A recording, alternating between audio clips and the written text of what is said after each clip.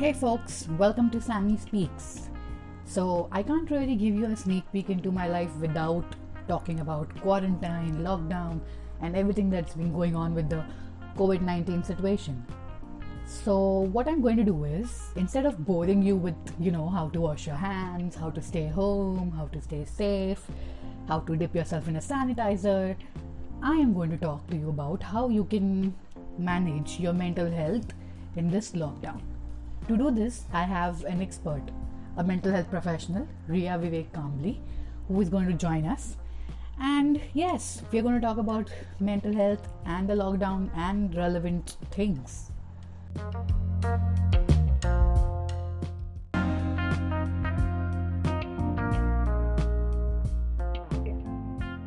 Hi, Ria. Hi, Sameen. Hi, it's very nice to have you here on the first episode of my podcast. So, you're the first guest.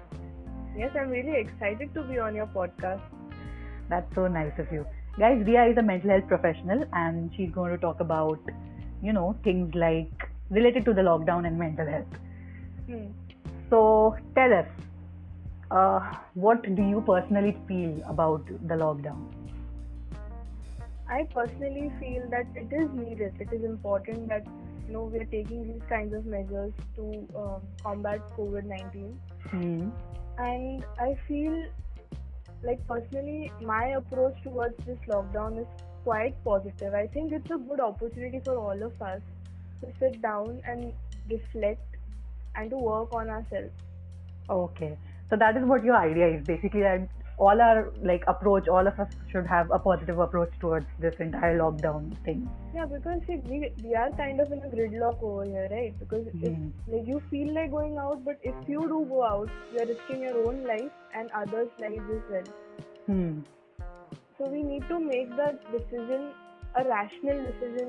What do you want to do? Is it worth it to go out and take a walk and risk other people's lives, or sit at home, exercise at home, indulge in self-care? What do you think is worth? That's what I feel. It should be rational, it should be positive. Okay, so I understand that it is the responsibility that we have upon ourselves. Exactly. Yes, I get that. So tell us, what are the normal feelings that people are going through nowadays? Like even you are going through as a person nowadays. Nowadays, the most common issues that we are facing is stress, of course. The stress of sitting at home, not able to see our friends, not able to go to our jobs. And there's a financial insecurity also. I might lose my job or I might not get my salary. That's something that is causing a lot of stress in people. Then low mood. Of course, you're sitting at home, you have very few options to have fun. So you obviously will feel low. Then there is another issue, insomnia. Yeah. What I've observed is people are finding it very difficult. The sleep cycle has changed. Exactly. The whole schedule has changed, so that is causing a lot of problems. And anxiety. There's a lot of uncertainty that when is this lockdown going to open? What am I going to do? What if it stretches out to a long time, and then all of those things are triggering anxiety in people. And anger. Of course, you're staying staying at home, you're with your family, conflicts arise. And then there are a lot of fights and ego clashes. So anger related issues have also increased. Irritability, emotional exhaustion. Depression is, of course, one of the major issues that people are facing. And post-traumatic stress. Again, there is this fear in people's minds, the risk of infection. You have that, many people have that fear that, what if I get infected? What if I wear a mask and still catch corona?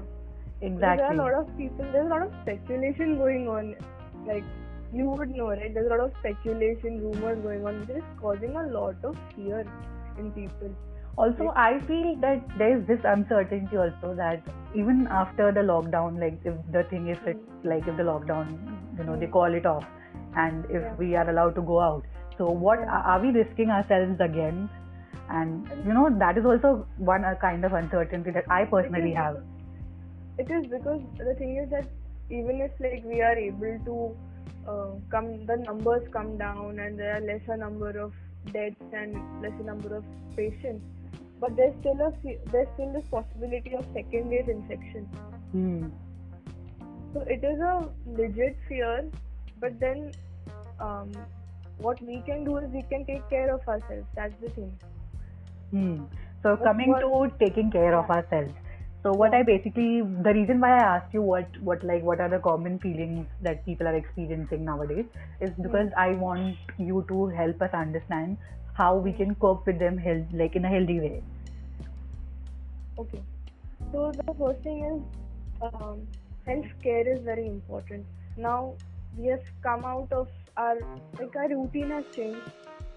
We were working and we were in a stressful environment or maybe like a very busy schedule. So now you have the time to sit down and take care of yourself. Like, you can indulge in healthy eating, get good sleep, stay hydrated. So for all of these things, you can make a routine for yourself. This is the time to do all of those things. Like,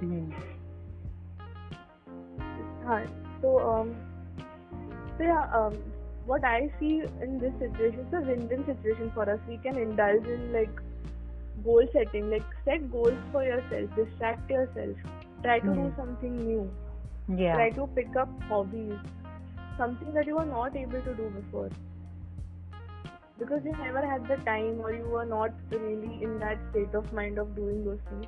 Now you can do that. And there, now what I just said, people have those issues कि motivation नहीं रहता. We are not motivated. Some people find it difficult to stay self-motivated. So we have social media for that. You are connected to your friends through social media. So you can always share your progress. You can always get in. Now a lot of people don't really agree with me, but I think social media has its own advantages also because when you are locked out at your you're locked into your house, you still are connected to your friends. Exactly, I agree. I think this is like the time when we're actually realizing that social media has its own advantages, and there was a reason why this entire thing came up and it's become such a hit. Yeah, because I see a lot of challenges going on and some very good challenges happening. So people are working out together. They are giving each other like these kinds of challenges. You do 15 push-ups or 15, any kinds of, workout things, or maybe do some like indulge in self-care. So they give each other challenges. You have to do a certain, task and post about it. So that can keep you motivated at this time. Because again, I know like you are not able to see your friends, you are not able to see others, and social interaction is almost, I'd say, lesser than it was before. I agree. So this is kind of a time when you can do all of these things and nobody's going to judge you. Yes. Yeah.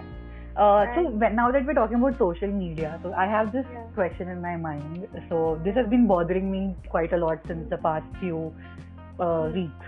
So it's like because of the lockdown, so there are a lot of people doing a lot of productive and creative things at home, and they're putting it out on social media, whatever, to maybe to measure their progress or maybe to just keep people clued in to what they're doing. But I feel that it is also creating this pressure that everybody needs to be doing something productive sitting at home. I feel that there is this pressure that's being created. So there might be people out there who are not really feeling very creative and up to doing something very creative and productive. And if a day goes by and they are not doing anything productive, they might end up feeling sad or like low about it. So I would like to take this opportunity to say that we are all individuals. What works for one doesn't work for another. It's not like it shouldn't be a pressure. You have your own ways of coping with such situations. So if you're not posting on social media, if you're not doing something productive, like you're not painting, you're not writing, it's fine. You have your own ways of coping with it. So you have to accept that. because another person is doing something on social media and you find it like, okay, that's so nice, that's really creative, like I wish I could do it. But you have your own ways of, channelizing, expressing your feelings. You have your own way of expression. Accept Exactly. So coming to expression, so like my favorite form of expression personally is writing, and I think most of us artists are, this is the time like for us when we, come up with the most beautiful works of art, because we are expressing ourselves. We are here. We're in a situation where we need to vent out. We need to express. So I would, what I want to understand is how important is expression, as how does it work as a coping strategy for times like these? Yeah, because expression is it helps in like, so you have a lot of feelings within you, have a lot of thoughts, you have a lot of emotions that are going on in your mind. So expression helps you be more mindful, be more aware of those things, and accepting it gets easier. So like for example, you spoke about writing. So when you write about your feelings, you are able to see them, you are able to analyze them, because they are from your mind, they are coming out as abstract, in an abstract form, and they are right in front of you in a concrete form when you are writing it down. So in that way, when you express, you experience kind of a catharsis. You are more aware, and you're able to look at your feelings more objectively and accept them. And so yes, acceptance is key for you to be happy. And I understand now that awareness is like that is like the first step towards acceptance. So you have to be aware of your own feelings rather than keeping them bottled up inside and not being able to understand what's happening to you. I mean, that is like a very unpleasant situation to be in. So yes, I think expression is something. So expression can be in any form. It can be like, just because I say I write, I suggested writing. But then I also wanted to ask you, so there are people who suffer from something called a block, like an artist's block. So how can we go about expressing ourselves along with that block? So do we engage in other forms of art? Do we try different ways of venting out? Like what do you suggest? Yeah, the key is trying out other ways. So there are a lot of things that you can do. If you have a block right now, maybe it's not the time for you to engage in writing. Maybe just go out and paint, or just engage in something that makes you okay, now you are a writer, right? So I want to know from you that when you have a block, you might have had block at some point of time. Yes. So what are the feelings that you experience at that point of time? So there's this doubt, self-doubt. It's like the first feeling that comes to me when I face a block. It's like, was I even writing well? And what is this now? Like, has this talent been taken away from me? Where has it vanished? That is like the first thing. So there's confusion. There's self-doubt. I believe that every artist is critical of his own art. Exactly. And we are always our worst critics. Yes, I agree to that. But then, can we also adopt this thought process that whatever I make is never going to be good enough? So is it fair to stop creating? Well, that is quite the punchline. Yeah. That's a good question that we can ask ourselves. Because that's the thing, being mindful is asking yourself questions, engaging in self-talk. And sometimes it helps to let go and not think a lot while doing something. Because overthinking is going to always create a block. It's not going to remove blocks. Yes. I see. So I see that there's like a pattern. So once the block hits you, you start overthinking, you start with confusion and self-doubt, and then you go deeper into it, and that is why the block continues. Yeah. So yes, I see that pattern developing. It makes a lot more sense to me now. It does, but sometimes that's the thing. I've met a lot of people who have always told me, look, I just feel like I'm stuck somewhere. I'm not able to do this. I always ask them, like, what is it that is stopping you? And it is always ourselves. We are always stopping ourselves because we always have this constant pressure, this constant baggage on our head. See, what if this is not good enough? Yes. What if people don't accept it, or what if like this is not at par, or maybe one other thing is potential. That's very subjective. We think we are capable of so much more than this. Yes, I agree. And that should encourage us to work harder rather than stop trying it. Like, do you get my point? Yes, what we do I get is it. we just stop trying. We use it in a negative way. Like, we look like that's a perspective shift that is required in us. Yes. And when something like this happens, I feel the first step to take is to sit down and to just tell yourself, engage in this rational, positive self-talk. Is it worth stopping? Yes. I agree with you. So that makes a lot of sense to me now. And I'm sure it's going to be really very helpful for me and for people who are listening and who really are suffer from blocks. So I just asked this question because see, it's already a hard time to be in. It's a tough phase that's going on. It is. And expression is very important.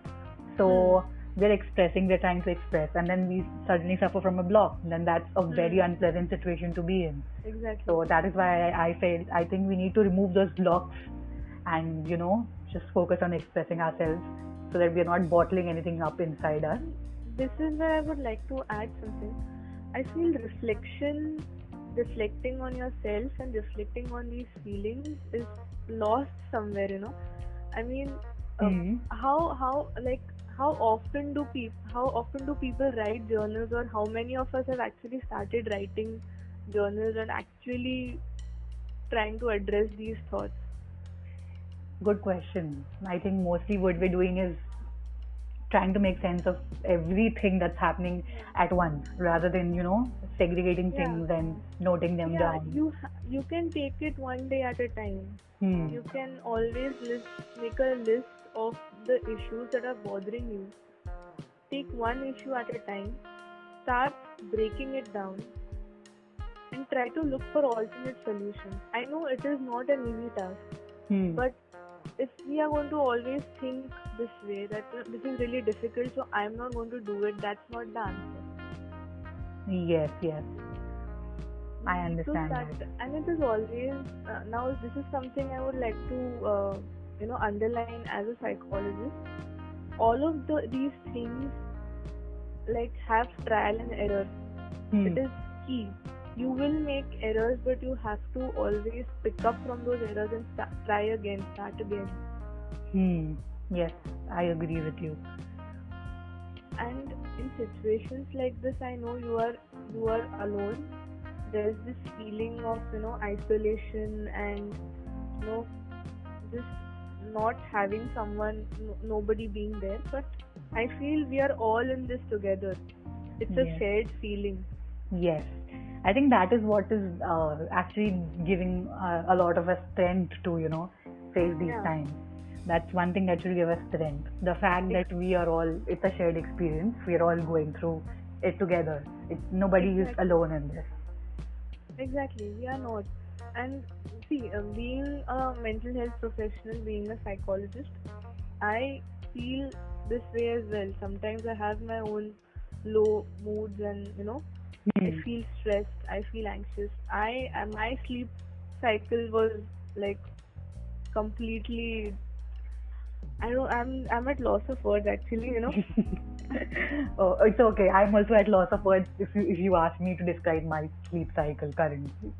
Yeah. But then, that's the thing. Everybody is going through that.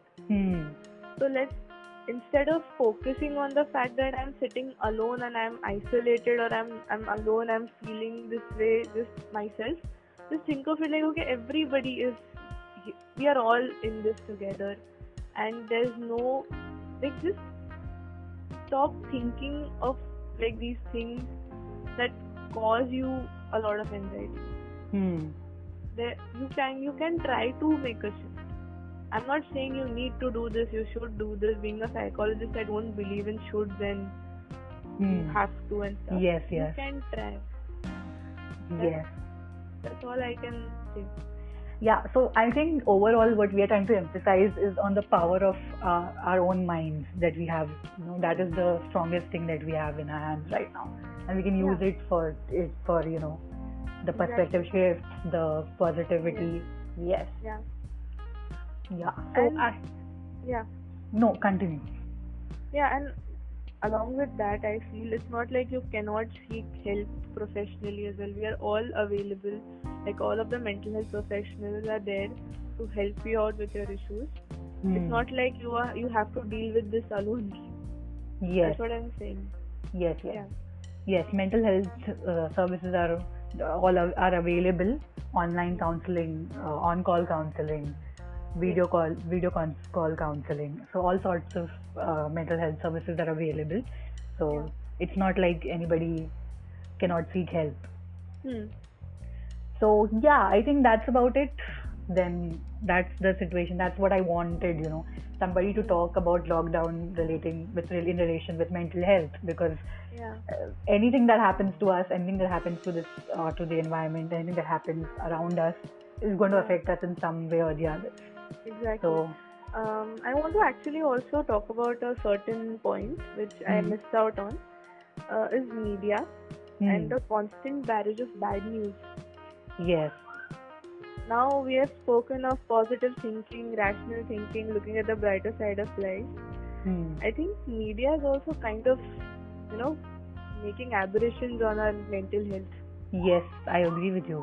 I wonder how I missed that point, because it's so important to address it. So all that we see, like, throughout the day, what we are seeing is negative news, negative thoughts, and especially when it comes to India, it's not just we're not just talking against COVID-19.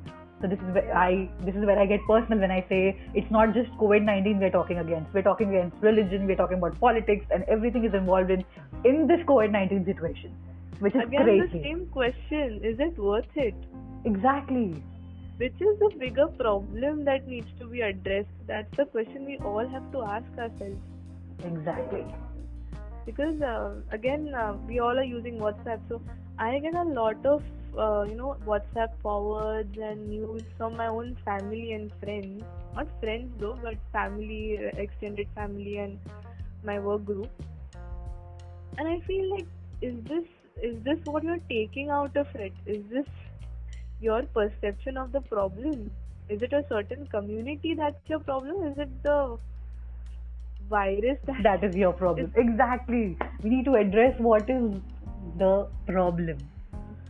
What I feel is, instead of looking at with this angle of targeting a certain community or targeting a certain person in power, I feel you should always think of like these things very individually. The person who went out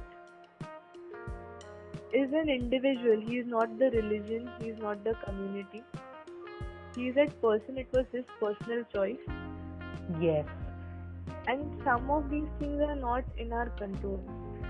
Yes, and even with this, with this negativity, this left-wing, right-wing stuff that's going on, with the negativity related to our politicians, and how is that helping the situation? How is it making it any better? Exactly. It is creating a lot of issues.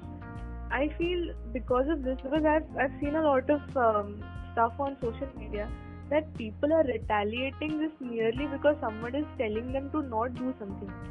But you are not seeing the whole point of it. Like, you want to target a certain person because a certain community or certain thing, because you think that's what's going to give you that license that I'm going to do whatever the hell I want because this person has done this. It's not that. When you're thinking that way, you are not just risking your own life, you're not just risking your own well-being, you're risking others too. Exactly. So even if we have our PM asking us to do stuff like Yeah. clapping and whatever, like appreciating this. Even then people talking about how is this helping and why not give them And equipment. I would And like to it's I just would like that. to then Yes, speak on this. yes, please That do. people think this is really foolish. You're going out, you're clapping, and you're going out and you're lighting lamps and stuff. Hmm. I feel what my personal opinion is that why did he actually do this? It's not like he thali peet ke corona bhagega or stuff. That is utter bullshit. Yes, What but you're then there doing, was a thought behind it.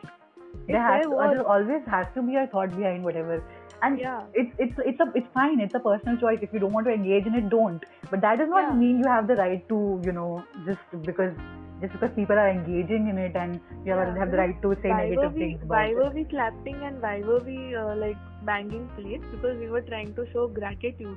When Yes, we show gratitude towards the healthcare professionals and all of the people who are working so hard out there treating patients, like that will motivate them even more to work hard and help us even more. It's a very noble profession that they are doing. And I yes, would like to say that it's a thankless profession actually. When I look at the news, I'm utterly discouraged to see people throwing stones at people, at doctors, at policemen, and again, how is that going to help you? exactly. So that's what I'm saying. The environment here, especially in India, has become so negative. So there are people who are going to be against policemen, and then in every case they're going to be against policemen. So if they're against the party, the ruling party, so they'll be against everything the ruling party says. And I don't understand this extremity, this going to the extremes. See, again, the focus has been shifted from coronavirus to the ruling party, and how are we going to get them down using this thing as a tool? No, Exactly. it's not. Is it going to help you? That's my question. Like, I is it think we going all to need help to you? reflect on that. How is it Yeah, helping us? How is it helping the situation with the yeah. See, virus? you have a lot to do. There's a lot of reflecting to do if you like start thinking about it. There are many people, as you said, now we don't know what to do right now. But you know what to do. You need to look inside. You need to introspect. Yes. Introspection, reflection is that's what going to help you go through the lockdown.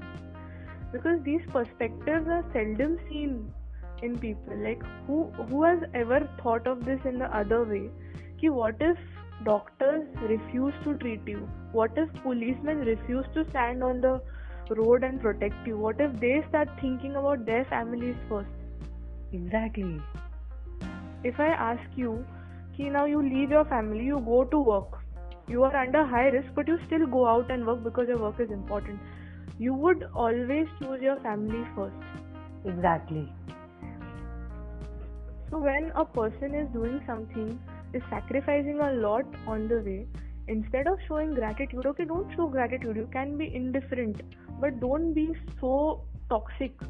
Exactly. That is my point. So it's a personal choice. If you don't want to clap, don't clap. If you think that's not going to help in any way, that is your personal opinion. But that does not mean you just talk negatively on social media about the decision of the Prime Minister or the decision of the ruling party. See, again, the Prime Minister is not it's not the important part of all of this. Exactly, that is the point. That is my point. Where you have to look at the bigger picture. Yeah, exactly. You have to look at the bigger picture, because again, this thing is going to affect you big time. I think many of us are not aware of the effect that it will have on us if we just start retaliating and behaving the way we want. Like, you think like this coronavirus is going to only have effects on the people in power? It is going to have a bigger effect on you. Exactly. So, we should stop trying to use everything we get our hands on as a tool to, talk about our views and, with your opinions, be they biased, be they prejudiced, whatever. But exactly. Yeah. And I've seen people just saying, "Arey, you're banging plates and creating noise pollution." Then like again, that is not something. That's not the whole point of this thing, na. Exactly. Like how many of us have actually gone out and helped healthcare professionals? Like you feel gratitude, right? I have a few friends also, like a few of my acquaintances who have told me that what is this stupidity that people are doing, how is this going to help us? But like, okay, fine, you feel gratitude towards the healthcare professionals. Have you done something for them? Have you shown your gratitude? What have you done? I think it's the time when we question ourselves. Yeah, instead of questioning others, exactly, you need to question yourself. Exactly. And I might sound like maybe a little too rigid on this, but see, this is something we have to someday accept the fact that spreading negativity is not going to help. It's not going to help anyone. Neither the person you're spreading negativity against. It's not going to help you. It's not going to help the people who are reading whatever you are posting or whatever negativity you are spreading. So in the end, it's not benefiting anybody. I agree with you totally. So on this note, I would like to end this episode on the note that we stop, with all the negativity. We try to do whatever we can personally, individually, to help, look at the bigger picture and help with it. Yeah. So on a concluding note, I would like to just say that when you indulge in self-care, go out, look for ways that can help you focus on yourself better. The focus should be on yourself and spread positivity and be positive. This is going to end someday, and we are going to have a better tomorrow. It depends on us. What we do, our actions are going to have an effect on our future. Yes, I agree with you. Yes, thank you so much, Ria. This was so much fun. I'm so glad I chose you to be my first guest. And I think this was very informative. This was I think this is going to be helpful for people who listen to.